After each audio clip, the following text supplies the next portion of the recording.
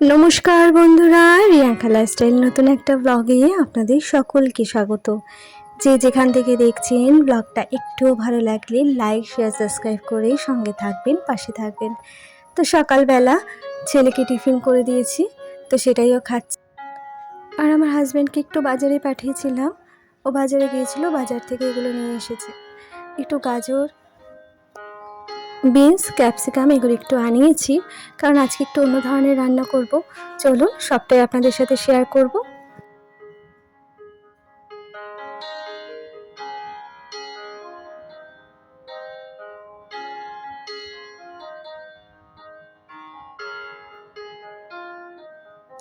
জানেন তো, বাজার থেকে সব কিছু আনার পর আমি যদি এইভাবে ধুয়ে না নিই, খুব বাজে লাগে। কত রকমের নোংরা জার্মস কত কিছু থাকে না, রাস্তা থেকে হট করে এনেই না সব কিছু ফ্রিজে ঢোকাতে আমার মন চায় না। তাই আমি সব কিছু এইভাবে একটু ধুয়ে মুছে জলটা ঝরিয়ে নিই, তারপর ফ্রিজে ঢোকাই বিকেলের দিকে।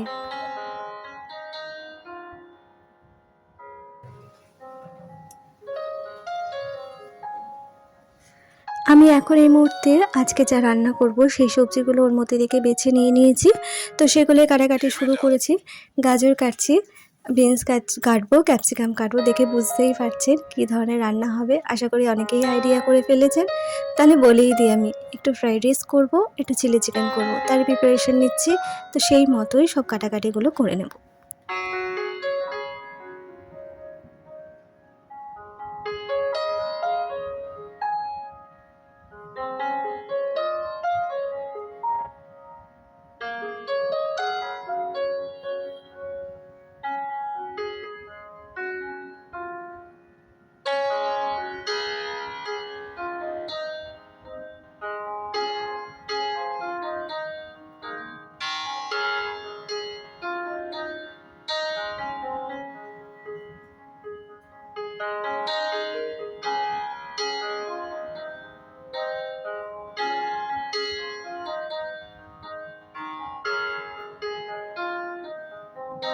জানেন তো, আগে না আমি ফ্রাইড রাইসের জন্য এইভাবে গাজর কাটতে একদম পারতাম না, অনেক মোটা মোটা হয়ে যেত।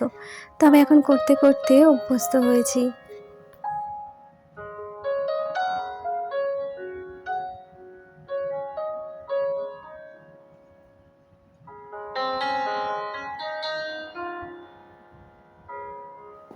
অনেকে বটি দিয়ে কি সুন্দর ঝিরিঝিরি করে কাটে, আমার মাকে দেখতাম বটি দিয়ে সব রকম সবজি কত সুন্দর করে কাটে। কিন্তু আমি একদমই বটি ইউজ করতে পারি না, বটি দিয়ে কাটতে গেলেই আমার হাত কেটে যায়। যা করি সবই ছুরিতে, কাঁচিতে, ব্যাস এগুলোতেই। আর এই দিয়ে যদি শাক পাতা তুমি আমাকে যাই কাটতে দেবে আমি সুন্দর করে কেটে দিতে পারবো, কিন্তু বটি দিয়ে দিলে আমার পক্ষে পসিবল হয়ে ওঠে না।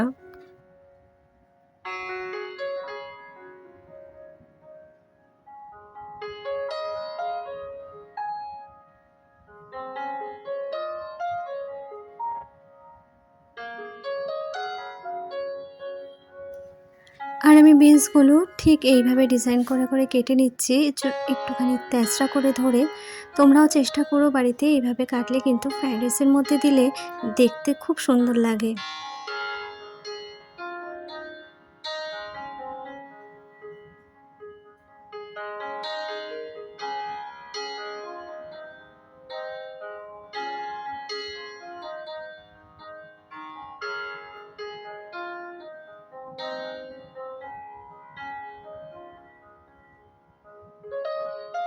ফ্রাইড রাইসের জন্য সব কিছুই আমার রেডি হয়ে গেছে। এখন চিলি চিকেনের জন্য পেঁয়াজ, ক্যাপসিকাম যা যা লাগে সব কিছুই কেটে নেব।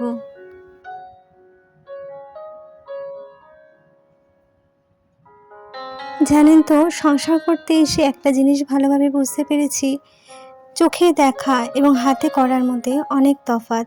চোখে দেখলে তুমি একটা আইডিয়া পাবে, আর সেটা যতক্ষণ না তুমি হাতে করবে ততক্ষণ পর্যন্ত অভ্যস্ত হতে পারবে না।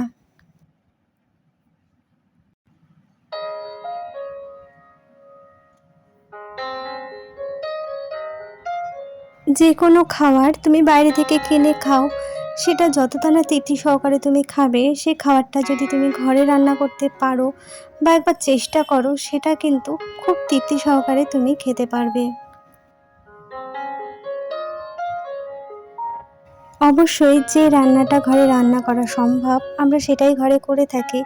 এমন অনেক রান্না আছে যেটা হাজার চেষ্টা করলেও হয়তো দোকানের মতো আমরা প্রিপারেশন নিয়ে উঠতে পারি না। সেটা হয়তো দোকানের খাবারই খেতে ভালো লাগে। কিন্তু হাইজিন যদি তুমি মেইনটেইন করতে চাও বা শরীরের কথা ভাবো, তাহলে দোকানের খাবারগুলো একটু অ্যাভয়েড করে ঘরে রান্না করে খাওয়াটাই বেস্ট বলে আমার মনে হয়।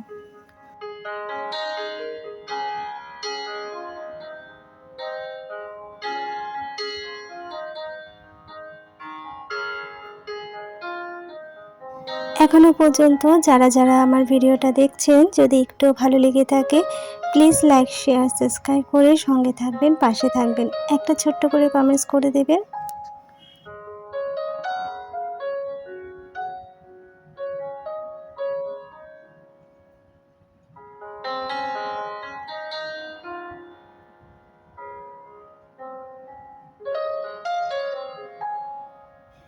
আমার ছেলেকে আমি বাইরের খাবারের থেকে ঘরে রান্না করে দিতেই বেশি পছন্দ করি। তবে কখনো বাচ্চা মানুষ তো বাইরের খাবার জেদ করে বা আমি করে কুলিয়ে উঠতে পারলাম না, হয়তো তখন বাইরে থেকে খাবার আনা হয়। তবে আমরা বাইরের খাবারটা একটু কমই খাই, চেষ্টা করি শরীরের দিক কথা ভেবে আর কি।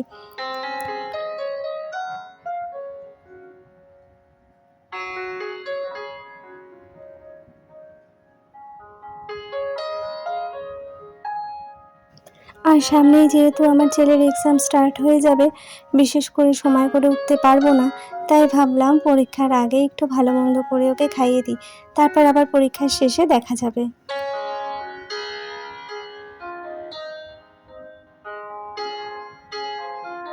আর জানেন তো, ছেলের পরীক্ষা থাকলে মনে হয় কি আমারও মনটা আনচান করে, মনে হয় ওর পরীক্ষা আমারও পরীক্ষা, যাতে ওকে একটু সময় দিতে পারি, যাতে ওর পাশে বসতে পারি, তার জন্যই চেষ্টা করি সব সময় যাতে পরীক্ষার দিনগুলো একটু হালকা থাকা যায়।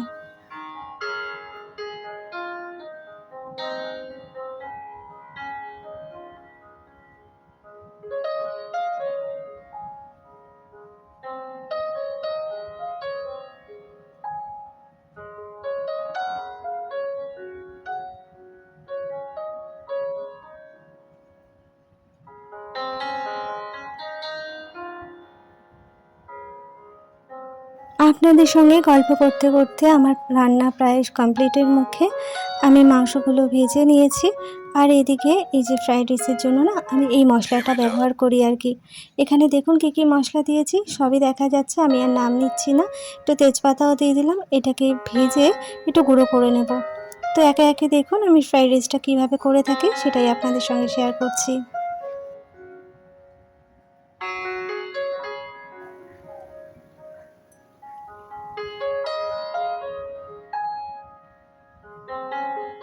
কড়াতে সাদা তেল দিয়ে এই কাটা সবজিগুলো সব দিয়ে দিলাম।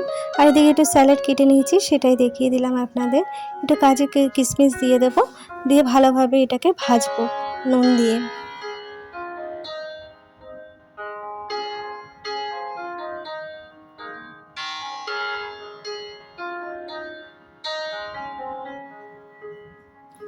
আমার ভাজাটা প্রায় হয়ে এসছে।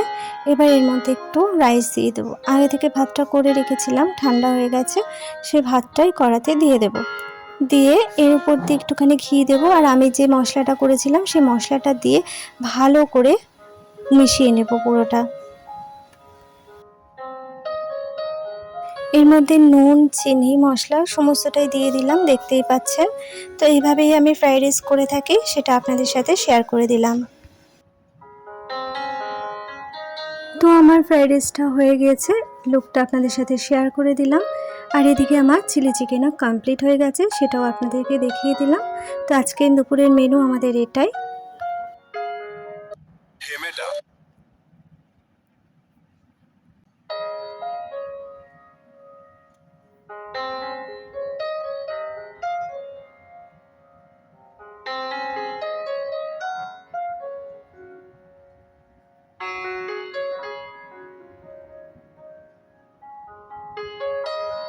কাজবাজ কমপ্লিট করে এসে ঘরে চলে এসেছি। ঘরের কাজবাজ তো মর্নিংয়েই আমি কমপ্লিট করে নিয়েছিলাম। ঘরটা এখন পুছলাম শুধু। এবার আমি জলের বোতলগুলো ভরে নেব। তো চলুন আজকের ভিডিওটা আমি এত অবধিই রাখছি। যে যেখান থেকে দেখছেন ভিডিওটা ভালো লাগলে লাইক, শেয়ার, সাবস্ক্রাইব করে সঙ্গে থাকবেন, পাশে থাকবেন। আজকের মতো টাটা।